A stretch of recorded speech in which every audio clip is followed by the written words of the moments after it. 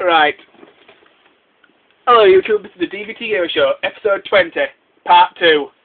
And we're still reviewing LYOKO Quest for Infinity for the Nintendo Wii. Now, let's pick up where I left off. If you haven't watched part 1 yet, I suggest you do because you've missed quite a bit.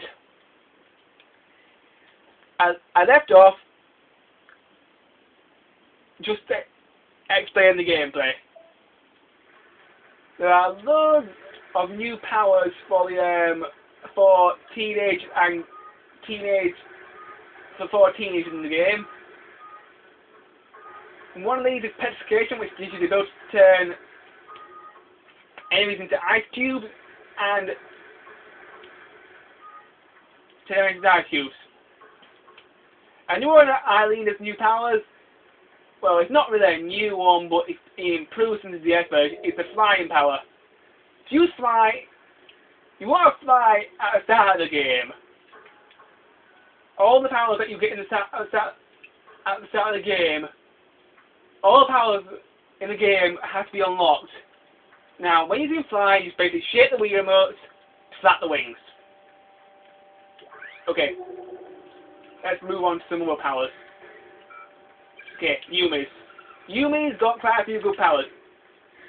Telekinesis is back from the previous game, which this time is, as well as picking up blocks, you can also pick up enemies and drop them down the holes. This is rather funny because they are helpless once you drop them down, once you pick them up and drop them down the holes. Also, Yumi has the ability to walk across narrow passages. You can also pick up more than one enemy at once. But all these new powers will drain your power bar, and if you run out of power bar power, you are kind of screwed. So you may have to find some more power points.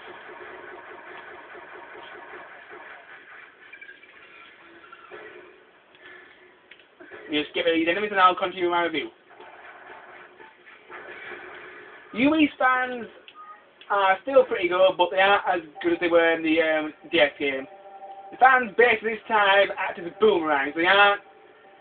In the DS game, they're also kind of like swords, but in the Wii game, they're more boomerang related now.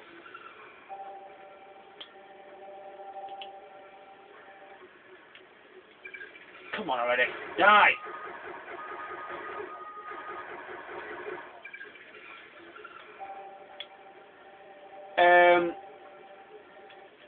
Yeah, takes care of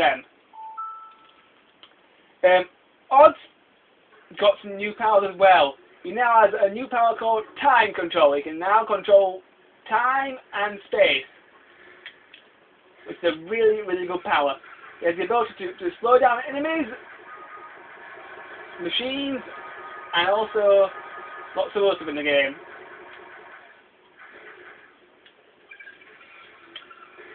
He's still got the ability to climb out walls, as in the last game.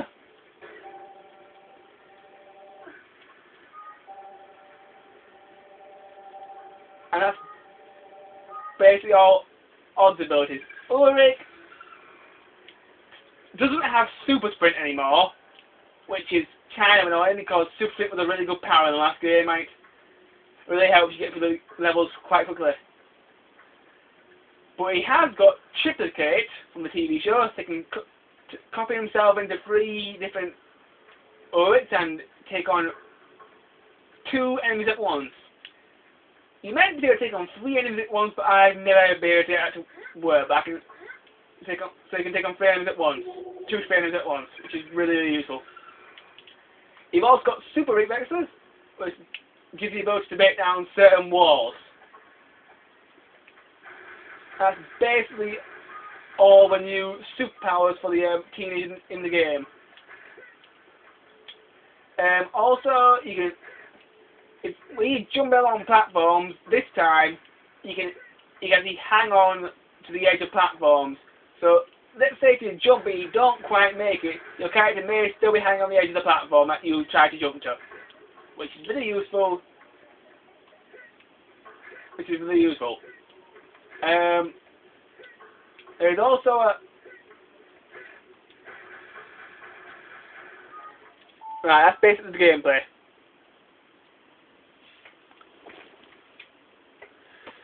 Right.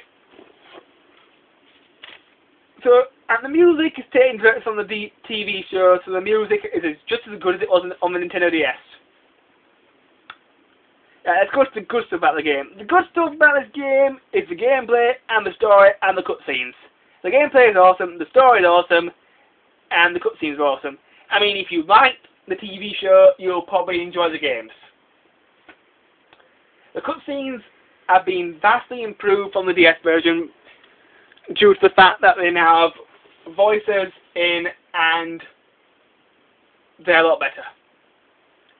Okay, that's all the good stuff about the game. The bad stuff about the game, one of the last bosses of this game is William. William is a big, fat pushover. He's one of the easiest bosses I've ever seen. I mean, throughout the game, you have to upgrade your characters, and William is far too easy.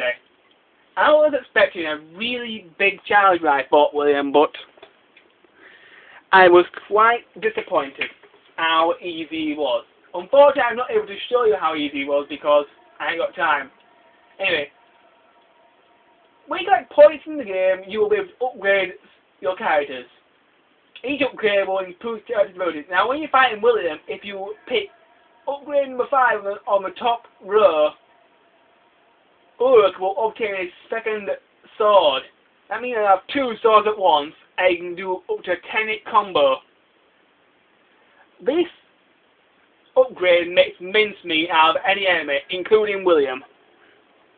So, William was a really big disappointment because there was so much of a pushover. All the bad stuff about this game is that it's too short. This game is far too short. The DS game was pretty long, but this game is definitely a hell of a lot shorter.